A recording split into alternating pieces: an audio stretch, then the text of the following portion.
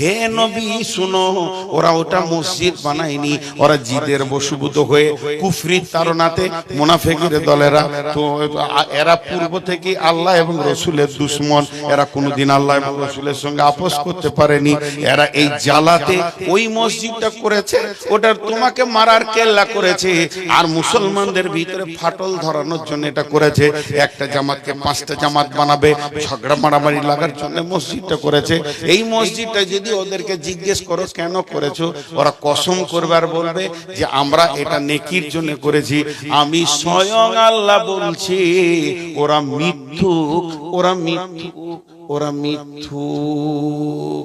লা তাকুম ফিহি আবাদা, খবরদার ওই জায়গায় তুমি হে আমার নবী পা দিও না। ওই মসজিদে পা দেওয়া গুনাহ। ঝগড়া করে নতুন মসজিদ হয় কি হয় না? একটা মায়ের পেটে 4টা ভাই। কটা মায়ের পেটে? একটা। আর একই বোঁটা চষে মানুষ হলো 4 ভাই, আর 4টা বউ যখন এলো, আব্বা একটা দরজা বানিয়েছিল ঘরে, এবার কটা দরজা হবে? 4টা। তাহলে একটা ফ্যামিলিতে যদি এত কিছু ঘটে, তাহলে একটা মসজিদে ক ফ্যামিলি লোক নামাজ পড়ছে?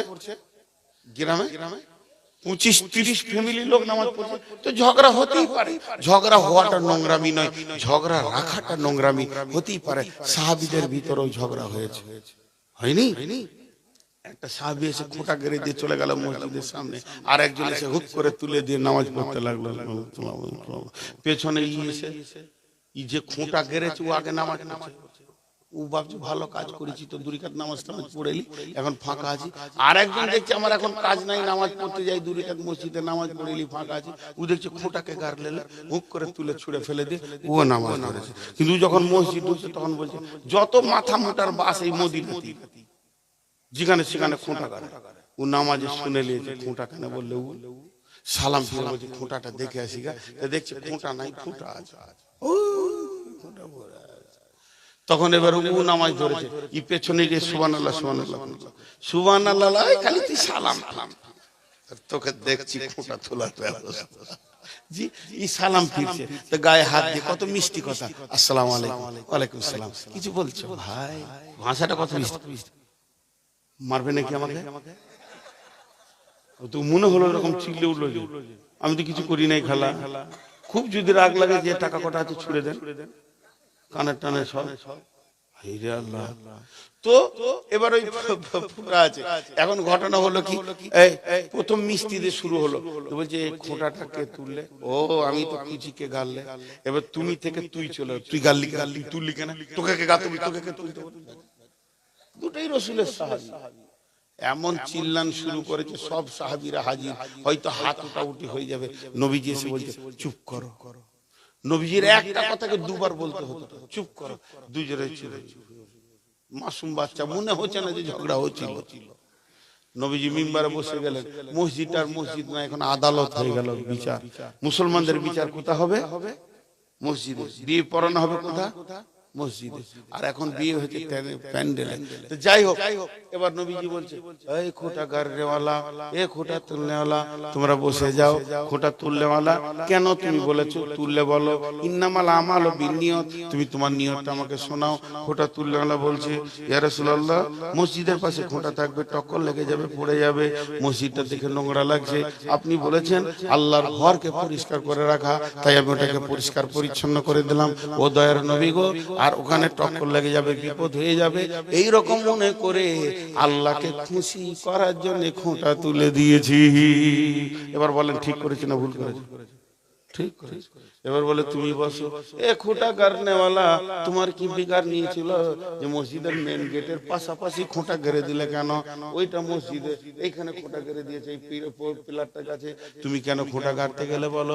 তখনই বলছেন ইয়া রাসূলুল্লাহ, আমার নিয়তটা শুনেন, এইটা হলো মসজিদে নববী, এইদিকে হলো আপনার কিনা মক্কা দক্ষিণে, এইদিকে হলো শাম আর সিরিয়া উত্তরে। মক্কার লোকেরা শাম যায়, শাম থেকে ব্যবসা করে বাড়ি ফিরে, শামের লোকেরা মক্কায় যায়, মক্কা থেকে ব্যবসা করে বাড়ি ফিরে। এটাই হচ্ছে মদিনার মসজিদের সামনে হাই রোড। তারা ঘোড়া গাধা উট বুঝাই করে মাল নিয়ে যাওয়া আসা করে।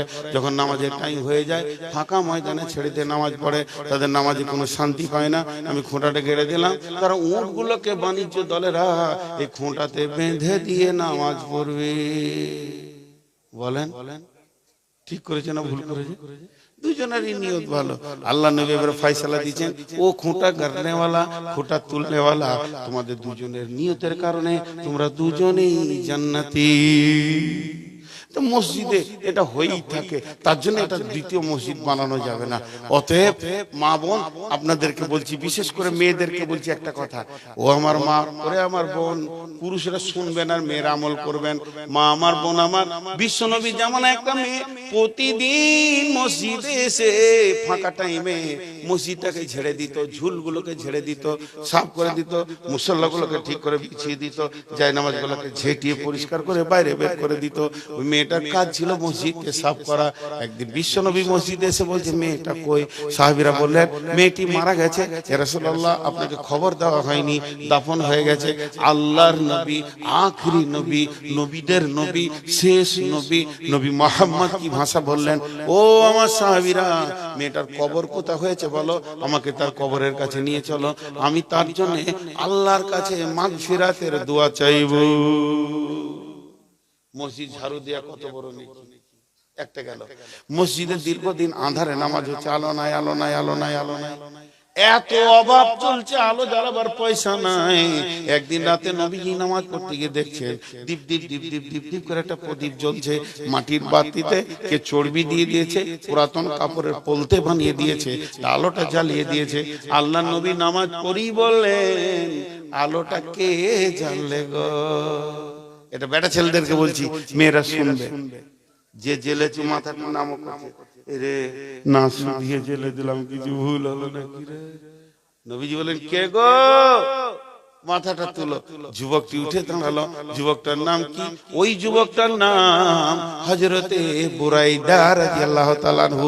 আল্লাহ নবী কি বলছেন দেখেন,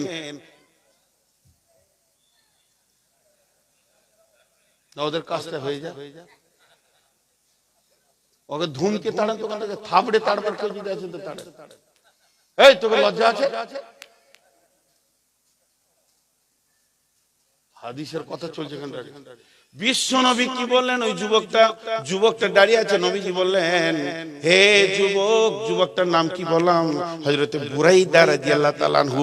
নবী বলেন, বুরাইদা রে, আমার 4টা মেয়ের বিয়ে হয়ে গেছে, যদি একটা বাকি থাকতো কিংবা 5 নম্বরে যদি কোনো মেয়ে থাকতো, আমি এক্ষুনি তোমার সঙ্গে বিয়ে পড়িয়ে দিয়ে আমি তোমাকে জামাই করে নিতাম। মা বোন, কাবা শরীফে যে ঝাড়ুগুলো আছে, একটা ঝাড়ুর দাম ইন্ডিয়ান মানিতে 30 থেকে 40 লাখ আছে। কম্পিউটারে চলছে, মেশিনে চলছে। আর হাটে যদি কিনতে যান তো 25 টাকাতেও পাবেন। তা আপনাদের কাছে আমি 30 লাখ টাকা চাইছি না, আপনারা ঝাড়ুর দায়িত্বটা নিয়ে 1500 আর 100 দেন। আর বেটা ছেলেদেরকে বলছি, একটা ইনভাইটারের এখন 19,000, 20,000 দাম, 30,000 দাম। আলো তো আমরাই জ্বেলেছি মসজিদ নববীতে প্রথম।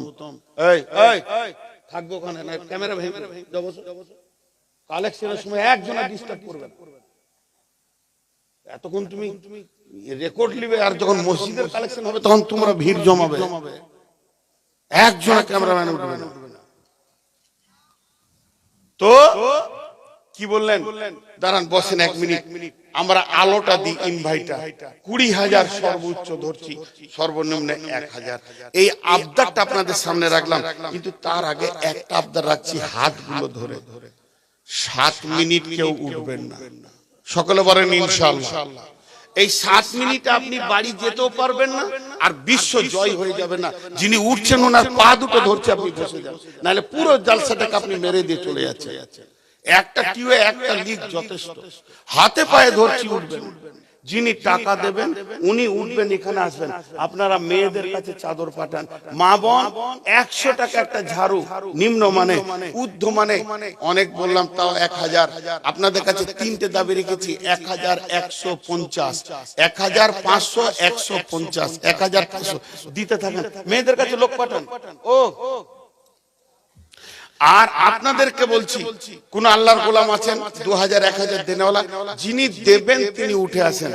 এই কই তোমরা ক্যামেরা একটু খুলে বইগুলোকে রেডি করো গা, দুজন খুলে নাও, যে বইগুলো রেডি করো, বাকি কেউ উঠবে না। তো আমি যে কথাটা বলছি খেয়াল করেন।